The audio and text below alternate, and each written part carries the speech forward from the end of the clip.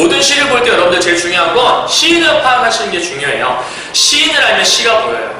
왜냐하면 김소월 씨 같은 경우에는 뭐 여성적 화자이기 때문에 여성적인 성향이 많이 있기 때문에 되게 시 속에서는 여성적인 느낌이 많이 좀 드러나게 되죠. 이육사 같은 경우에는 어떤 저항에 대한 이야기들, 그러니까 시인을 알면 낯선 시를 보더라도 그 사람의 시니까 이런 성향이 있지 않을까라고 미리 정보를 좀 파악하고 들어갈 수 있다는 거죠. 그런데 문태준 씨 같은 경우에는 농촌 서정의 복원, 느림에 대한 성찰, 일상에 대한 경험, 보면 알겠지만 그냥 기본적으로 뭔가 추상적이고 어려운 시를 쓰는 게 아니고요, 일상적인 일들을 가지고 시를 써가시는 분이에요. 그렇기 때문에 시는 이해하기 쉬워요. 다만 일상적인 소재 속에다가 뭔가 특별한 의미를 담아내는 거죠. 그리고 도시에서의 이야기보다는 주로 농촌, 즉 자연 속에서의 어떤 시골 속에서의 정서를 많이 담아낸 분이라고 보시면 될 것 같아요.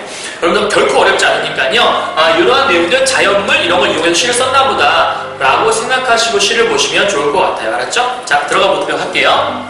첫 번째요. 현대시 혹은 이제 고전시를 볼 때, 시를 볼 때 여러분 제일 중요한 건 시라는 건 시인이 이 시를 통해서 독자들에게 자신의 감정을 전달하는 거라고 보시면 돼요. 그러니까 중요한 건 시는 팩트가 중요하지 않아요. 그러니까 사실을 받아들이는 게 아니고요, 그 속에다가 어떠한 정서와 태도를 비유적으로 담아냈는가를 파악하시는 게 중요하다는 얘기죠. 그러려면 제일 먼저 파악이 될 게 바로 시 속에서 말하는 사람인 화자를 파악하셔야 되고요. 대개 화자는 나 아니면 우리로 등장을 할 거예요. 그리고 그런 화자가 나타나지 않을 경우에는 어떠한 사물 혹은 뭐 사람일 수도 있겠고, 아니면 뭐 자연물일 수도 있겠고, 아니면 뭐 특정한 추상적인 개념이 될 수도 있어요. 그런 대상이 존재할 거예요. 그걸 찾아보시면 되고요. 그 다음 그러한 화자나 대상이 처해진 상황이 존재하고요, 이 상황에 따른 정서와 태도를 파악하시면 기본적인 시의 내용을 파악하시는 거예요. 그리고 이것을 통해서 이것들을 표현하기 위해 어떠한 표현 기법, 어떠한 정서와 태도를 드러내느냐, 이걸 이제 시험에서 물어보게 되는 거죠. 그러니까 여러분들은 기본적으로 이 세 개를 위주로 시를 파악하시면 크게 어렵지 않고요. 절대 여러분 주의하셔야 될 거, 시를 그냥 무작정 읽고 문제 푸시면 안 돼요. 그러니까 뭘 읽어야 될지도 모르는 상태에서 그냥 시를 읽는다는 건 이해하지 못하고 문제를 푸는 거와 똑같은 거니까 그것만큼 시간 낭비가 없겠죠. 그러니까 반드시 시를 볼 때는 이 세 가지 것들을 파악하려고 노력을 하시면서 함께 보시면 돼요. 어렵지 않으니까 선생님 한번 따라오시면서 같이 가보도록 할까요? 자, 첫 번째 시를 보도록 하죠. 제목에서 좀 드러나는 건 산수유나무가 농사를 짓는데요. 그렇다면 화자인지는 알 수 없으나 사람이 아니기 때문에 말하는 사람은 아닐 것 같고요. 그렇다면 산수유 열매가 일종의 하나의 대상이 될 수 있지 않을까. 산수유 나무가요, 그렇죠? 그러면서 이 나무가 뭘 하고 있냐면 상황 속에 농사를 짓고 있구나 라고 우리가 파악해 볼 수 있어요, 그렇죠? 그럼 산수유 나무가 농사를 짓는다고요? 사람이 아닌데요? 좀 뭔가 특이하죠. 그렇다면 이 농사를 짓는다는 게 뭔가 의미가 있겠구나, 산수유 나무가 또 어떠한 특징을 갖고 있겠구나, 이걸 파악하시는 게 중요하다는 얘기입니다. 자, 선생님이 시에다가 대략적으로 몇 가지 표시를 좀 해갖고 왔어요. 이것들 위주로 함께 읽어나가시면 될 것 같아요. 시를 한번 보도록 할게요. 산수유나무가 노란 꽃을 터뜨리고 있다. 산수유나무는 글도 노랗다. 자, 시를 봤을 때 나무는 되게 저절로 자라잖아요. 자연 속에서. 때가 되면 꽃이 피죠. 그러니까 일종의 자기 어떤 의지를 가지고 피는 건 아니에요. 그런데 이 시에서 보게 되면 산수유나무가 노란 꽃을 터뜨리고 있대요. 그럼 여기는 이 나무를 굉장히 능동적인 자세를 가지고 있는 걸 표현하고 있다는 걸 알 수 있겠죠. 뭔가 진짜 자기가 의지를 가지고 있는 것처럼요, 그렇죠? 그 다음에 이 산수유나무가 그늘 노랗다라고 하면, 노랗다라는 건 여러분들 흔히 오감이라고 있죠. 시각, 청각, 후각, 미각, 촉각, 이 5가지 감각이 나오게 되면 되게 시험에서는 어떤 걸 많이 물어보냐면 색채의 이미지를 이용하고 있다는 거를 되게 시의 1번 문제에서 표현기법 물어볼 때 많이 물어볼 거예요. 그러니까 색깔이나 듣는 것들이 나오게 되면 이렇게 체크를 좀 해가시면서 읽으시면 될 것 같아요. 하나 더, 노랗다라는 개념은 뭔가 좀 따뜻하다는 이미지를 갖고 있는 그런 시어가 될 수도 있거든요. 함께 좀 생각을 해보도록 하죠. 다음이에요. 마음의 그늘에 옥말려든다고, 옥말려든다고 옆에 뜻이 나와 있죠? 이렇게 안으로 말려든다는 뜻이에요. 좁아진다는 얘기겠죠. 불평하는 사람들을 보아라. 여러분, 불평하는 사람들 생각해봐요. 불평하는 사람들 좋아하는 사람이 있을까요? 누가 맨날 투덜투덜 거려. 쟤는 투덜투덜. 근데 그 애들 보면서 쟤 맨날 투덜이 없나? 너무 좋더라. 이런 사람이 있어요?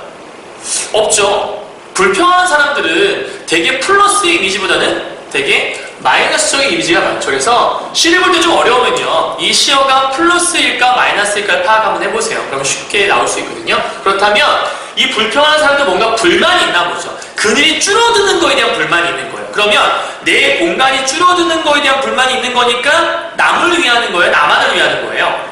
그쵸? 이 사람은 자기만을 위한 이기적인 모습이 존재한다고 볼 수 있겠죠. 그럴 때 보아라 라고 얘기했어요. 자, 봐라 라고 얘기하는 건 무슨 영 어조라고 볼 수 있죠? 그렇죠. 명령형 어조라고 볼 수 있죠. 명령형 어조가 나왔을 경우에는 플러스의 이미지가 있다면 참 봐! 권유를 하는 이미지일 수도 있겠고요. 근데 뭔가 안 좋은 모습, 예를 들면 저거 좀 봐봐! 이렇게 얘기할 때 그 모습은 저렇게 살면 안 돼라는 얘기 있잖아요. 그죠? 그러니까 이거는 일종의 권유가 될 수도 있겠고요. 그러면 안 돼라고 하는 비판적인 태도가 드러날 걸 수도 있을 거예요. 좀 이따 한번 파악해 보도록 하죠. 그 다음에요. 나무는 그늘을 그냥 들이는 게 아니다. 그럼 뭐죠? 그늘 또한 죄송해요. 나무의 한 해 농사라고 볼 수 있겠고요. 산수유 나무가 그늘 농사를 짓고 있대. 농사를 짓는데 그늘 이 산수유 나무의 농사는 그늘 농사라는 거죠. 그러니까 산수유 나무가 그늘을 들이우는 걸 얘는 농사를 짓는다고 지금 표현하고 있는 것 같아요. 쉽게 말하면 그늘을 만들어내고 있는 거예요. 그죠? 그렇다면 그늘을 만들어내는 건 되게 그늘은 자신을 위해 만드나요? 아니죠. 그늘이 있으면 다른 사람들이 와서 쉬잖아요. 그럼 이때 그늘이라는 존재는 나를 위한 것이 아니라 남을 위한 이타적인 모습이 있네요. 그렇다면 이 사람들의 모습과 이 나무의 모습은 서로 뭐라는 걸 알 수 있냐면 서로 대조되는 모습이라는 걸 파악해 볼 수 있어요. 그죠? 하나 더요. 꽃은 하늘에 피우지만 그늘은 땅에서 넓어져요. 자, 보세요. 그늘이 넓어지기 시작을 하죠. 그러니까 이 나무는 그늘을 넓히는 존재예요. 그런데 위에 있는 사람들은 그늘이 말려 들어가 좁아진다고 불평만 하고 있잖아요. 그러니까 이 그늘이 좁아지는 것과 그늘이 넓어지는 건 또 하나의 이렇게 반대적인 소재로 볼 수도 있겠네요. 그렇죠? 그러니까 전반적으로 지금 이 사람들의 모습과 산수유 나무의 모습이 대비를 이룬다고 볼 수 있을 거예요. 그렇죠? 정리 한번 해봅시다. 여기다 따고요. 간단하게 이 시에 등장하는 산수유 나무라는 존재가 있는데 이 산수유 나무라는 존재와 반대되는 의미를 지닌 사람이 사람들이 나와요. 그런데 이 사람들의 모습을 비교 한번 해볼게요. 산수유 나무는 남을 위하는 이타적인 모습이 존재하는 반면 사람들의 모습은 자기만 위하는 이기적인 모습이 가득하다고 볼 수가 있네요. 그래서 이 둘을 서로 대비시키고 있구나. 그렇다면 태도를 하나 엿볼 수 있는데요. 이렇게 살면 안 돼. 이렇게 하면 안 되잖아. 야, 쟤네들 좀 봐봐. 저 나무를 보니까 이렇게 살면 안 되지 않겠어? 라고 얘기하는 거라고 볼 수 있으니까 일종의 성찰적인 태도가 숨어있다라고도 볼 수 있겠네요. 그죠? 하나 더 갈게요. 이러한 넓어진 상황 속에서 산수유 나무가 농부처럼 농사를 짓고 있어요. 사람처럼 뭔가를 짓고 있다고 얘기하는 계속 능동적인 자세를 유지하고 있는 거죠. 끌어모으면 벌써 노란 좁쌀 5대 무게의 그늘이다. 자, 지금 이 그늘의 모습이 남을 위한 이타적인 모습인데 그런 이타적인 모습은 눈에 보이지 않잖아요. 그런 추상적인 개념을 이렇게 5대라고 하는 셀 수 있는 만큼의 눈으로 보이는 것처럼 표현한 일종의 감각적으로 형상화해 놓은 부분이라고도 볼 수 있는 부분이에요. 자, 정리는 다 끝났고요. 결국 말하고 싶은 건 이런 거예요. 이 사람이 산수유 나무를 본 거예요. 그죠? 근데 그 나무 밑에 보니까 그늘이 존재했네요. 그 그늘을 보면서 산수유 나무는 저 그늘을 만들어내는 존재인 것 같아. 그런데 내가 살았던 사람들의 삶 속에서는 서로 자기 공간만 생각하고 이기적인 모습만 가득했었는데 그와는 반대로 산수유 나무는 남을 위하는 모습이 너무 많네. 야, 내 모습 반성해야겠는데 더불어서 우리들의 모습 반성해야겠는데 더불어서 산수유 나무는 대단한 존재인 것 같아 라고 일종의 뭐하는 모습도 있냐면 그렇죠.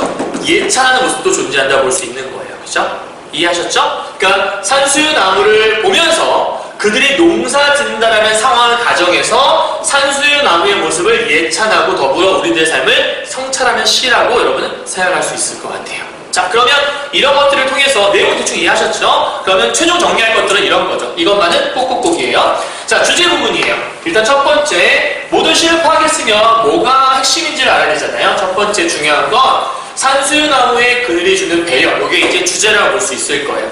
여기서 말하는 이 배려라는 것들이 일종의 이타적인 자세를 요리한다고 볼 수 있겠네요.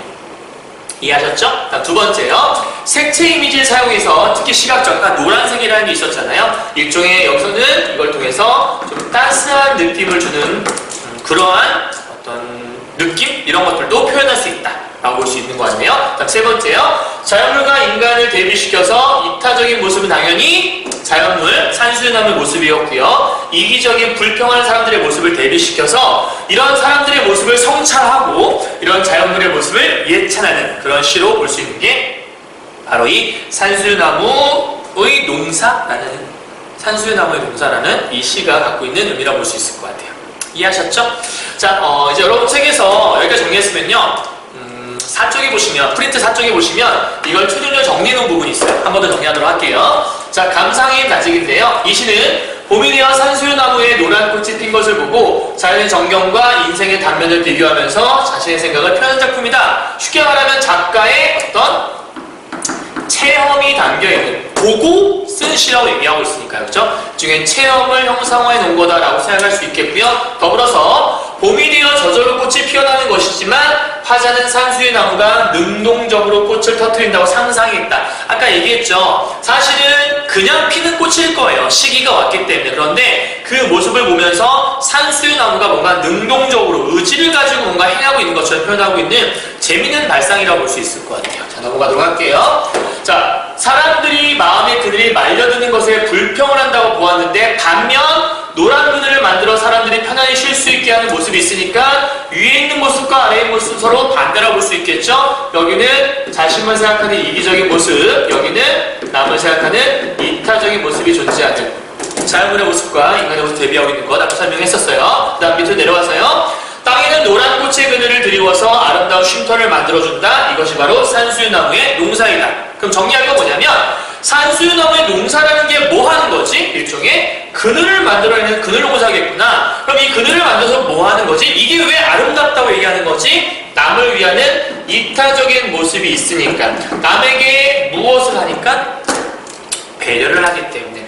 이러한 모습들을 가지고 있는 시가 바로 요 시라는 걸로 파악할 수 있을 거예요. 자, 이제 마지막으로요. 이 시가 좀 강조하고 싶은 건 뭐냐면 이 단원 자체가 문학의 어떤 기능, 아름다움에 대한 걸 노래하고 있거든요. 그래서 이 작품에서 요 맨 마지막 파트인데요. 시라는 것이 도대체 그 기능을 이제 수행하느냐 이런 걸 이제 물어보는 건데 우리가 문학의 기능을 얘기할 때 총 3가지를 얘기하거든요. 여러분 책에 나와요. 인식적 기능이라는 게 있고요. 두 번째가 윤리적 기능, 세 번째가 미적 기능이라고 얘기를 해요. 그래서 첫 번째, 우리의 이해를 새롭게 한다. 이해를 새롭게 한다는 얘기는 우리가 뭔가 새롭게 뭔가 깨닫게, 뭔가 우리 인지를 넓혀준다 이런 얘기거든요. 그래서 이런 걸 우리가 다른 말로 인식적 기능이라고 얘기를 하고요. 두 번째, 그것과 대비된 우리 삶의 모습을 되돌아보게 한다. 우리들의 삶이 제대로 살고 있는 건가 성찰해보게 만든다는 얘기는요. 일종의 윤리적인 모습이 있다는 거죠. 그래서 여기를 우리가 윤리적인 기능을 갖고 있는 설명 그렇게 얘기할 수 있겠고요. 마지막 세 번째, 우리의 내면이 정서적 미적으로 승화되는, 즉 이 작품을 읽음을 통해서 미적 기능을 우리가 감수한다 볼 수 있는 거니까 세 번째, 미적 기능이 있구나라고 파악해 볼 수 있을 거예요. 그래서 우리 교과서는 모든 작품들이 끝날 때마다 항상 맨 마지막에 이렇게 최종 정리하는 부분들이 존재해요. 그래서 이 부분을 잘 읽어보시면 이 시가 어떤 내용이구나 이런 것들을 잘 파악해낼 수 있을 거니까요. 크게 어렵지 않을 겁니다.